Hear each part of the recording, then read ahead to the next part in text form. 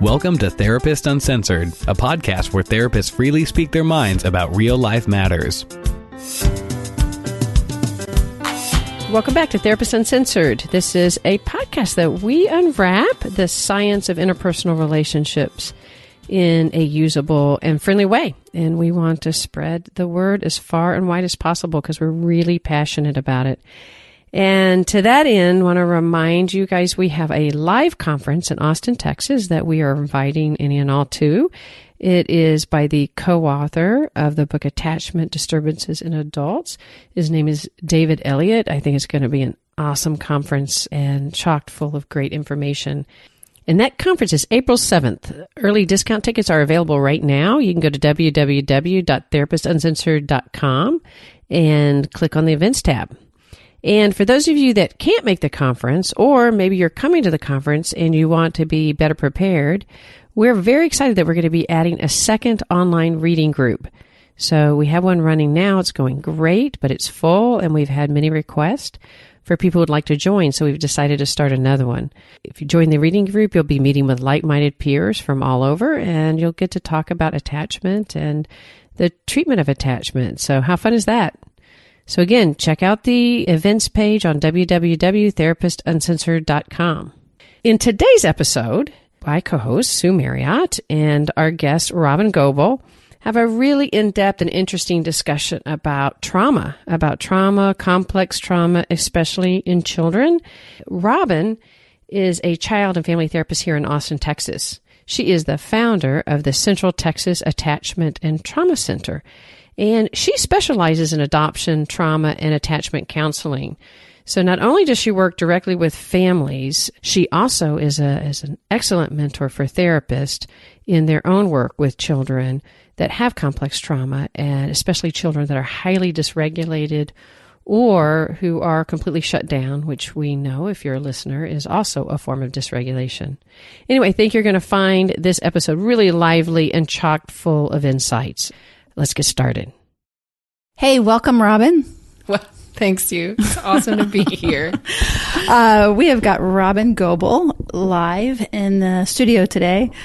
And, you know, we got to thinking about it, and we've been going now for some time, a little over a year, and talking a ton about science and the science of relationships and attachment. But we haven't talked yet very much about trauma, which I can't believe we haven't gotten to yet. So part of why we invited Robyn in is that this is an area of specialty for her. So there we go. We're going to talk about trauma and complex trauma and kids and parenting and all kinds of stuff. So you're in for a treat. Yeah, exciting. So why don't we get started with, like, you know, these days everybody's like, oh God, that was so traumatic. So it's a common term, but what is trauma? Well, I do think trauma is kind of, you know, in the eye of the beholder. Kind of like pornography. Sure, exactly. Sexual imagery. Yeah, that's correct. That's I learned that from listening to your podcast. So, I mean, what's traumatic for one person might not necessarily be traumatic, and I think what I mean by that is there like a residue of traumatic symptoms? There's some agreement about like an experience that would be considered traumatic. And what does that look like or sound like? You know, something where a person is, their safety is in question, they're overwhelmed, they can't make sense of what's going on. A lot of time they're alone. Something really scary. That's right. Yeah. Actually, in the DSM-4, I think they talk about horror, the experience of horror or losing your life, or someone close to you losing their life. Yes. Like, it's not small stuff. Right. And that's changing, I think, just as an aside. And as in the DSM-5, they're really going to take on the issue of complex trauma, which we'll get at. Right.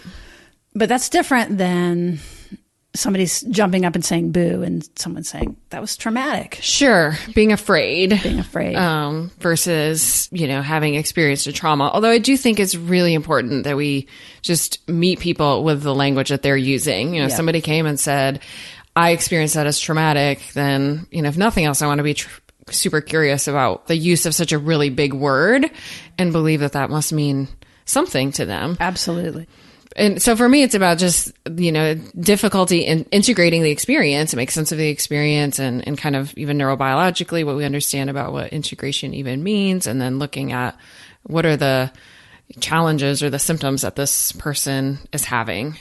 That's right. And so you brought up the neurobiology of it, which is great because that is definitely a way that we think of it as it's kind of an encapsulated experience that isn't, so that when we think of it, often we have these kinds of arousal that is different than just something bad that has happened. Right. It's more of like falling into a pocket where that we begin to feel what we felt.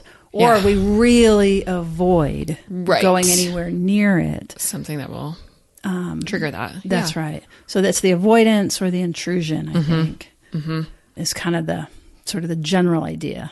Yeah, I think just about how, we know or understand or believe we know in 2018 about just like memory processing and, when the implicit and the explicit just aren't allowed the ability to integrate in the way we would want them to. And then all that implicit residue just remains and can become activated and really take you over in the here and now as if it's happening again right now. And, it makes me think about how the body protects us and that the only reason that happens is that it's an overwhelming experience. Right. And so the body kind of fragments different pieces of it in order to survive. Absolutely. And make sense of it. And so when they see you later in life, and therapists in general that work with trauma, including myself, that some of the task is to begin to put these pieces that are split. And that might be the memory of it, or I might remember it entirely, but don't feel a lot about it. I can show you a PowerPoint. Yep. Bullets. Yep. But it doesn't feel like anything. Right. Or we do things behaviorally that we don't understand. So it comes out and then the last one is sensations. So sometimes our body will have physical sensations that we don't get. And that's a sign sometimes of, one of those split off affective parts that the body is gratefully protecting us from. And with the right care and support, we can begin to put those things back together. Yep. Yeah. It's all like a jigsaw puzzle in some ways. Like I visualize these pieces are all there and they're kind of floating around and they all match. They just are not connected. Mixed up. Yeah.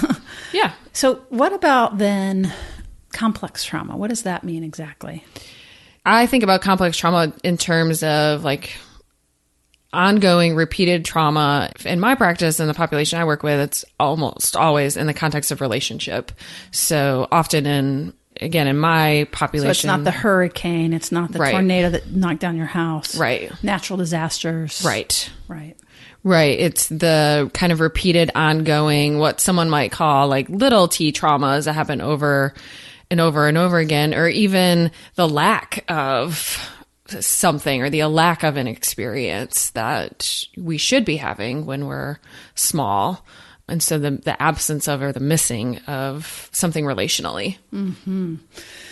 Yeah, that gets really tricky to treat because there's nothing to point to often. Right. I kind of think of it as like the drip method, or it's just what we're used to. So we don't a lot of times even know that something that serious has happened to us. So what is your interest in complex trauma? Why is this an area that you've really studied?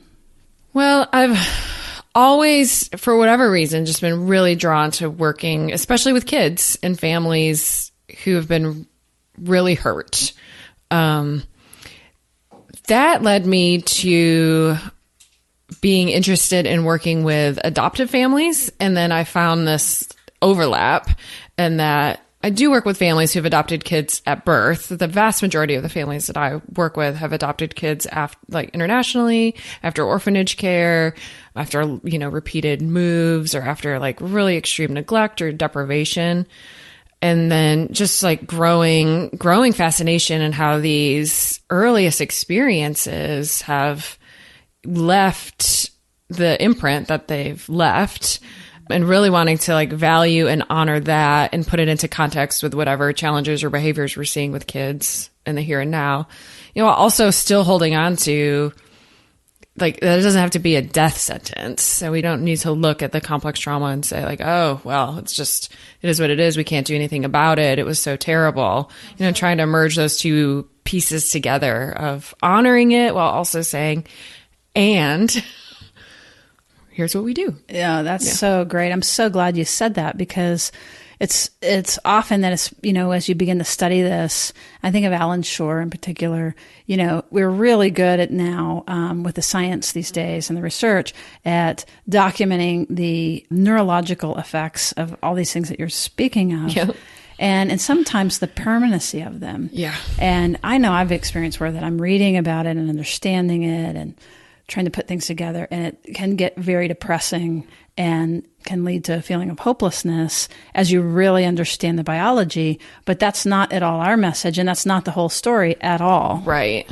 Absolutely not. And I think it's been fun. This is a fun time to be a therapist, I think, and all of this information that we're getting and understanding that I think can be so validating to people's struggles, while also saying, but there's so much that we can do. Like, we can change the brain and we can change the relationship. We can, we can change these things all the way up until the end. Right. Just skid into the grave. Yeah, absolutely. You can still have neuroplasticity. Right. And that's really one of the biggest reasons I love working with families with young kids. And I love working with adoptive families, that we have this opportunity when kids are so small still to like lay some groundwork or, make some shifts in a time where they're, cared for and have a community, or it's just harder with adults at times that don't have a real strong network, or they're maybe not in a relationship or not partnered, that can feel harder. That is such a great point. And, so many therapists are really scared to work with little kids. Yeah. For many good reasons. Yeah. But that is such a great point that I hadn't thought of. Just kind of like when you work with a couple early on, there is, you don't have all the stuff you're having to undo. Right. And you're right. Working with adults, this has been decades. Yes. Versus a 6-year-old, which you do real little ones. Yeah. I love the little ones. The littler, the better. And, when I can support their families and care for their families, and then, that gives the opportunity for them to care and support for their little ones. And for that to occur still when they're small and in a family and in this safe place can really be profound. And sometimes it's not always obvious. Sometimes I just have to have a lot of hope that this matters right now, that when this kiddo is older, or when they are partnered, or when they are married, or when they do have families, that's in there. We can excavate it. Do you do extended sessions, like long sessions or anything, or frequent sessions? Or I run a pretty typical 55-minute session. Mm-hmm. I'm really involved with families, though. So sometimes that session's only parents. Sometimes we're all together. It varies. But I run pretty traditional 55-minute sessions. I was just imagining as I was sort of sinking into that, just wanting to fill these kids up. But at the same time, it's, how much can you absorb in one setting? Well, and that's why I work so closely with families, because an hour a week of therapy with a kiddo with the history that these kids have is, it's better than nothing. Right. No, but that's tough. I work so closely with families because I have the ability to really support their parents in a way that they can provide essentially a therapeutic environment for them. And then that amplifies the impact times 1,000. Right? No, I really believe like kids heal inside families, inside the relationships that are inside their, attachment relationships inside their family. And so if I can get in there and get in with that and help that's absolutely what I want to do. It's fantastic. How effective. And it makes me think of a very recent question that we got from one of our audience members in the Ask a Therapist portal. Mm-hmm. And I don't have the first name of that person that sent that in front of me, but the question was, and it gets to what you're talking about, is that some people have been listening and begin to become aware, whether you're in therapy or through this, whatever format of, I'll just transfer this to talking about myself. So as I become aware of my own history and how my history and the pain of my history that I haven't put together yet because, right, it's fractured. Right. And I begin to put this together, and then I begin to see how it's being reenacted with my child. Yeah. And what you're saying, I think, is that by really supporting parents and doing that work with them in combination and, on behalf of the child. Right. But I bet that it's a common experience, this question from the audience member, of that it's, even if it's adoption or what have you, that the trauma might be multi-generational. And I know that that's of interest. Sure. Well, absolutely. I mean, even in an adoptive family, adoptive parents are coming with their own history. And in some ways, it's even more complicated because our biological children, like attachment patterns, they're kind of designed to match up with ours. Right. But we're bringing these two totally different systems and putting them together, and there can definitely be some fireworks. But yeah, absolutely. It's just about how the trauma is stored in the body and these implicit ways that we kind of move through the world based on our history, and developing some awareness about what those are and how they happened and why they came to be, and developing compassion for that. And I think I hope that's one of the biggest places of impact I have with my families, is helping parents find like their compassion for themselves as they start to notice, oh, this is hard for me, or, oh, because of my history, this is hard for me. Or the awareness is important, but we can't do anything with that until we can develop some care and holding and some compassion for that. And that's a much more effective way for me to intervene with a family system than to spend 55 minutes alone with a child every week. Oh, it's just so smart and brilliant. And fortunately, and we'll reference this again at the end of the podcast, Robyn offers some webinars and things like that for parents. So if you're listening and your ears are perked up, just stay tuned because we'll certainly get to that. So you're speaking of self-compassion, and it is such a key. And again, as an aside, there is a podcast where we interviewed Kristen Neff early on. So again, those of you that are listening, they're like, I need some of that. Yeah. And who doesn't? We all. Besides the interview itself being really good, that it's packed full of resources about self-compassion that are free and accessible. So be sure and check that out. But I love what you're saying because, typically when we screw up with our kids, which happens, anybody. All the time. All the time. Every me day. too. Yes, exactly. That we can either, there's lots of things we can do with that, but particularly if we have complex history. Yes. Then we might want to deny that happened. Yeah. Or maybe beat ourselves up about that happening. Yeah. And this offers something else to do where that you're really acknowledging it and taking responsibility for it. Yes. But that it has to come with care. Yeah. Well, that's the magic Elixir. equation It's right the elixir, there, right? right? That like everybody messes up. I mess up all the time. I could probably list 5 things. I've only seen my kid for like 5 minutes today.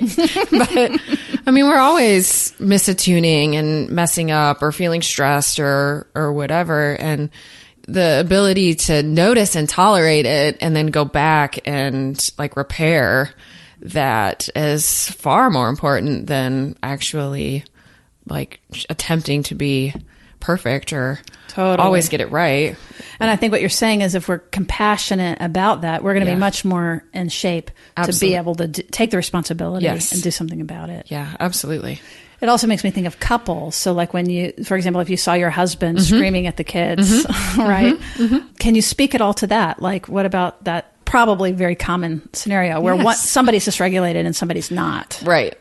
Well, I've just had a conversation about this that, in an ideal situation, we get to the point with our partners where we believe in our core that if our partner is intervening, it's because they care about us and they really want to be helpful, not that they, want to usurp our authority or be critical, but that we're on the same team and that we are both vulnerable to messing up or to losing our cool or getting really dysregulated. And I mean, I would say that's been true for me personally. Like when I finally was able to believe that, like, if my husband comes in to say like, whoa, Tag, you're out. Like, why don't you let me take over?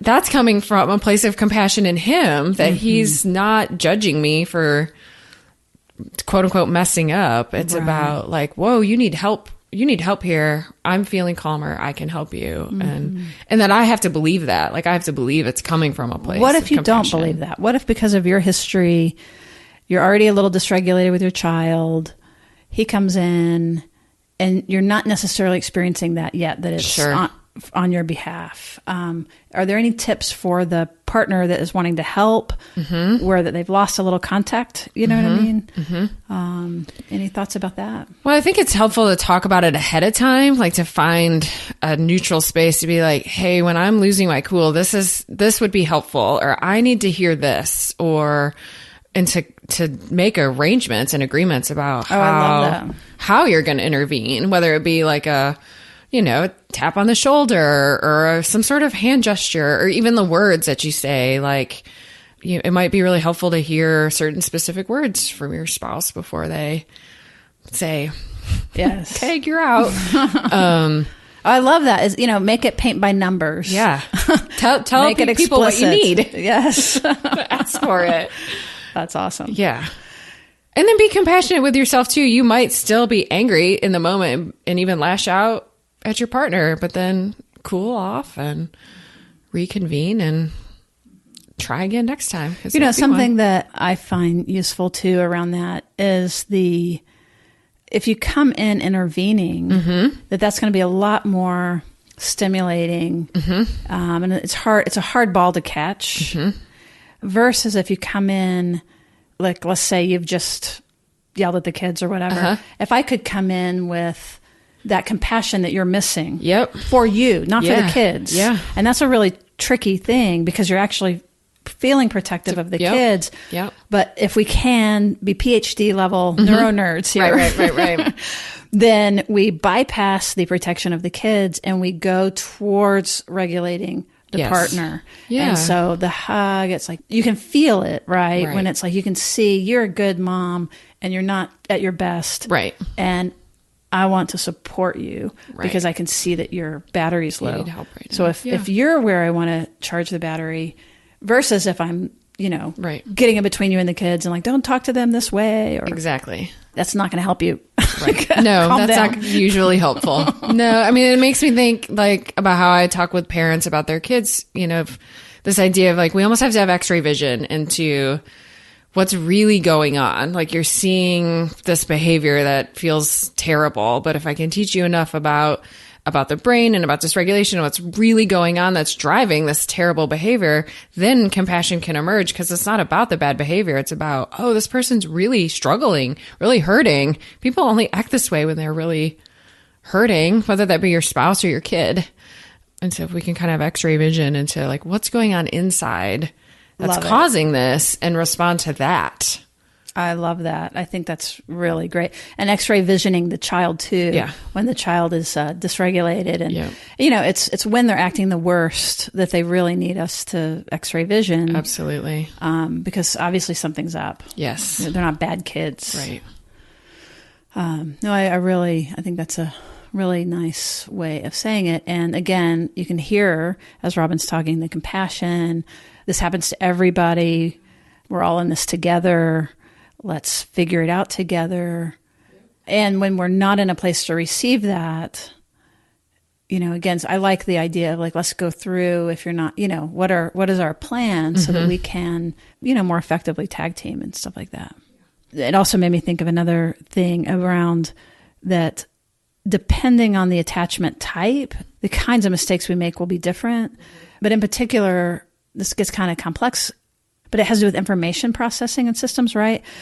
That there are some people that can tell you exactly how to parent, and that they're really good at it, and they could answer every test question correctly and sound really good most of the time and know what to do.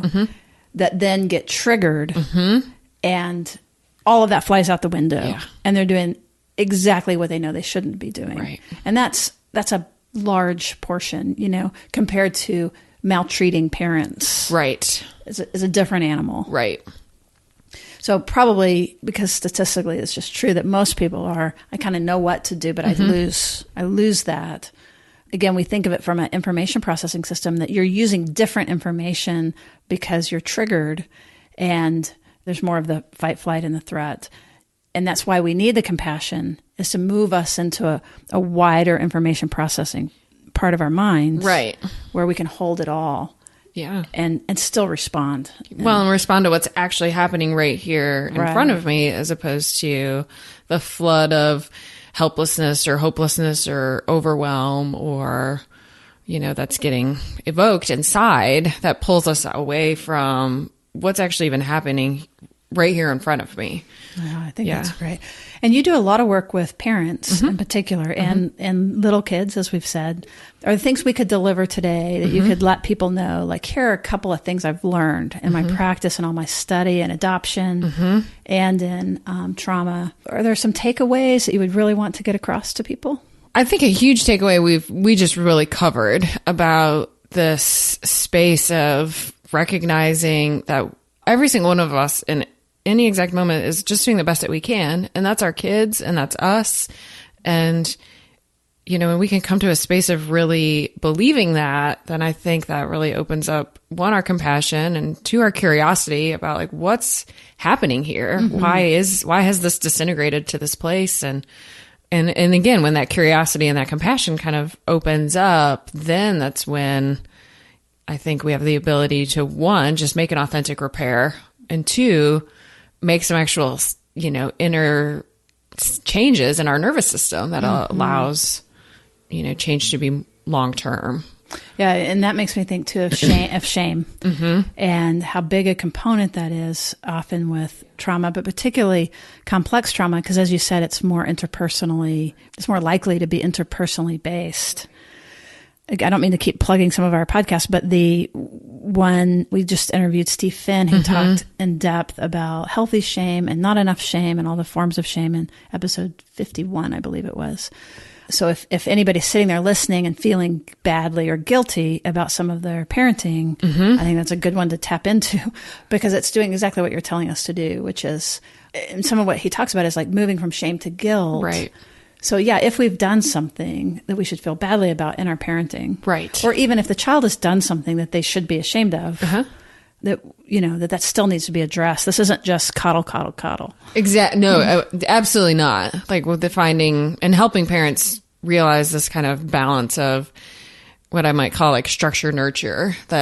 Structure nurture. Say more about that. We're gonna if we're too over accommodating or we're too kind of quote unquote nurturing, and I can see that with my population with parents who are parenting really hurt kids, like, oh, their past has been so bad, or they start to understand the trauma and they swing to like, oh, they just can't help it, or and then they lose what I would call structure, that there's just too much. Oh, this is just so sad, they can't help it. And no kind of raising the bar and helping them, move to their highest potential, really. And then the opposite can be true. We can have way too much structure, way too much do this, way too little nurturing and compassion. And that isn't a good equation either. But when we can balance both. I love the term. I think it's really useful. And that understanding behavior isn't excusing it, right? Like, we can totally understand what's driving it, because then we know what to do. When I'm searching for like, why is this happening? Why is it, what was happening? What was dysregulating? Or let's look at the environment, or see, was it too overstimulating? Was it too loud? Was it too, like, there's so many reasons a kid could be on the edge of being dysregulated. It's not about, oh, well, they just couldn't help it. It's about, okay, well, when we understand what's going on, then we can attempt to make some shifts and attempt to support this kid in a better way. And if nothing else, avoid going at them from a shaming stance. Because if we understand why somebody's acting a certain way or behaving a certain way, we're much less likely to go at them with shame. But I just watch kids and parents' shames dance with each other, right? Like, complex trauma shame is inherent in that. And so if we match up a kiddo with complex trauma with a parent with a history of their own trauma, their shame just like meets together in the room and has this So fireworks party.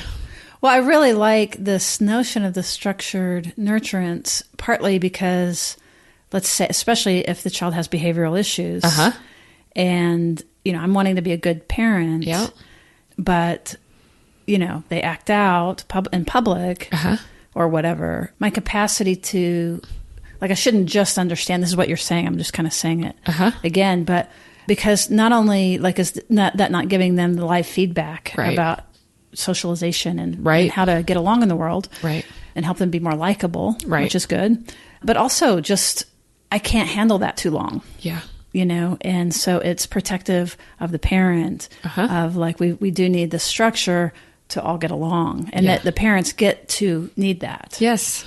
Yeah. And kids need that, you know, to be in a family where there isn't structure, there's not boundaries or expectations or mutual understanding would be in itself traumatic. That's right. It would feel very scary. Kind of mergy. Yes. So, and that can be a really tough balance. It's for all sorts of reasons, it's a really tough balance. But I emphasize really strongly to families, and I'm not asking you to give them a free pass.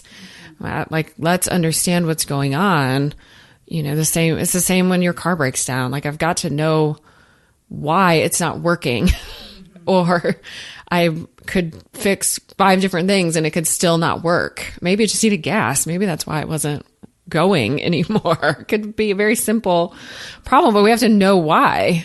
Otherwise we're not going to, we might change the behavior in the moment, but we're not going to do anything long term. That's great. That's really great. And does anything else come to mind about things that you sort of takeaways that if there's a listener that is in a situation like this that you would want them to know? Well, I think the next thing that just kind of popped into my mind, which I suppose is similar to what we said, but this ability to depersonalize what's happening. And that's true about any relational experience, right? Totally. It's not about me? What do you mean? What? But with parenting in general, right? Parenting is so personal and so scary and so vulnerable and so wide open for judgment in our culture and our society. And we have this belief that the way our children behave, is like a report card for how good of a parent we are. And absolutely none of those things are true. I'm totally experiencing that right now. I'm re-experiencing it. My kids are old. They're teenagers now. So that it's good. But I just got a puppy. And yes. I think it's very bad behavior. Yes. He's only 3 months old. So of course he does, right? But, of course. But right. I even feel it about that. I'm a terrible puppy parent. Yeah. Right. This totally reflects on me. Right. As opposed to he's doing his puppy thing. Yes. This is exactly what he's supposed to do right now. That doesn't mean we don't teach him to stop.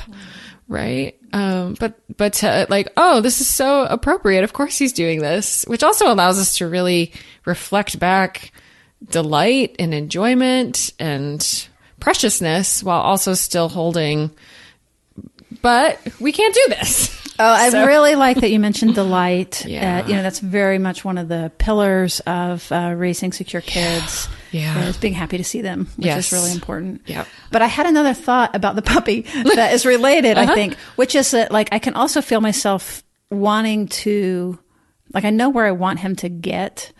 And then when he's not there, it's there's an impulse both ways of, either overcorrecting or I can't have him around people. You know what I mean? Like overcorrecting the other way of this, I just can't deal with this. Right. He's just a bad dog. Right. I'm not actually there, but I'm just saying, I can feel it's very easy to do either one. And what's much harder so what you're asking parents to do is actually harder than what's already can be in our body of either being overwhelmed and give up, we can't handle this, or overcorrecting, which is this more nuanced, discerning, the work of laddering the skills necessary for the child, scaffolding them up. It's a lot of scaffolding. And knowing where the scaffold is, being able to have the steps be reachable. Right. But that's, I can sense in myself, it's I really have to train him, that is every day, and this is a parenting concept, right? It's every day using the learning opportunities and the connecting opportunities. Absolutely. And especially, that's true about all parenting. I have a 11-year-old. He's my biological kid. He doesn't have a history of complex trauma. And that's true in my house. But when I bring in an 8-year-old who's lived in an orphanage or lived in a, deprived environment, and the scaffolding needs to exist on such a totally different level. And then the complication of, in some ways, this kid's totally 8. And in some ways, this kid needs to be cared for practically like an infant. And the confusion in that and the complexity in that. And like, there's just so many more pitfalls, I think, for parents to fall into their own shame of I'm not good at this. Right. I'm terrible at this. 'Cause they can see the behavior problems. Right. Or being defensive against it. And my kid is just bad. Right. So 2 things really quickly. We're talking about scaffolding. Yes. So we probably want to loop back around and say a little more what we mean by that. Sure. But then also, so it's like it's building the internal structure and the different foundation, places to stand, basically, kind of like a ladder. But what I love about, like, if parents can understand this idea of scaffolding, right? We're not going to already be there, and accurately figure out, like you're saying, every child is different, and based on their history, their internal bones, their scaffold is going to be different. So if we can get a pretty clear picture of where they are, and then know, like, what is the next step, we're going to be much more likely to have delight. Yes. Right? Because we've gotten that. It's are we dealing with millimeters? Yeah. And if we're dealing with millimeters, and I get my child who doesn't make eye contact to look at me for 2 seconds or something, I can be doing a happy dance, and I'm going to like cherish that 2 seconds, even if it doesn't come for a long time, versus if I don't have the scaffolding right. And so I'm not paying attention, and I miss the whale sighting of this behavior that I'm wanting to encourage because that I just think it should already be there, or I don't have the scaffolding correct, which is going to be more likely if my own scaffolding absolutely has some Band-Aids and yes things in there broken at the bottom. I think you're right. Like delight, I think everything so much is actually really based on that. How much patience I can have, again, like being able to depersonalize and understand, like, oh, my kid's not bad. This kiddo doesn't have the internal regulatory capacity to make good choices on the playground for 15 minutes. It's like I wouldn't put a 2-year-old, on a playground for 15 minutes and expect them to be safe and kind and make good choices and not get hurt. And some of my older kids have the regulatory capacities of toddlers. And so we have to look at what is this kid missing and how do I move in and provide that for them, not because I'm handicapping them or coddling them, but because I'm providing the scaffolding or the co-regulation that I can't. I have to have realistic expectations here, and it's through meeting that need and through providing enough co-regulation that their system will develop in the way that we're all like inherently designed to move and develop anyway. It's just really hard. It's really hard to have an 8-year-old or a 10-year-old or a 12-year-old who needs the co-regulation of a toddler. Yes. So much of my work is just validating parents in that, supporting them. Like, I feel like a huge part of my job is giving like a booster shot every week. Every week they come in, they're like, oh, we know this. I'm like, I know you know this. You just need a little rah-rah to be able to get you through another week of how hard this is. Boy, isn't that true? Yeah. So that's great. And with the adoption piece, you had mentioned particularly when you have 2 unrelated people coming together and having to come to know one another. Yeah. It just adds another layer. Absolutely.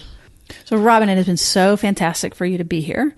I am a big fan of your work and really have a lot of respect for what you're doing.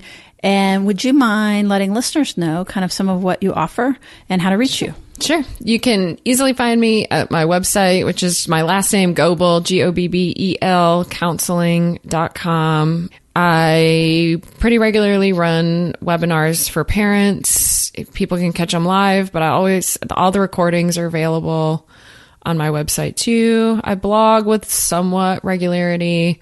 I have been starting to do some more teaching and small group kind of study learning opportunities for therapists who are also interested in this same population. Well, that's fantastic. And we've covered a lot of ground, and I think that this was really a great conversation. And I know, because I get the notes afterwards, that people will really appreciate it. And, this is a topic that we're going to go into more related to adult trauma and things like that. But it's just so important. And we can't talk about biology and interpersonal relationships without talking about trauma and complex trauma. So thank you very much. And we really appreciate everybody listening. Our reading group is full, gratefully, but the next big thing we have coming up is the conference April 7th with David Elliott, who is the co-author of Attachment Disturbances in Adults, Comprehensive Treatment and Repair. So we really hope you'll join us for that. I know it's going to be great. And in the meantime, if you enjoyed this, please share it with someone that you think may be interested. And the biggest thing you could do if you really want to applaud us, besides talking to us and just sending us a note, is reviewing us on your favorite podcast player. So thanks for listening, and we will see you around the bend. Therapist Uncensored is Ann Kelly and Sue Marriott. This podcast is edited by Jack Anderson.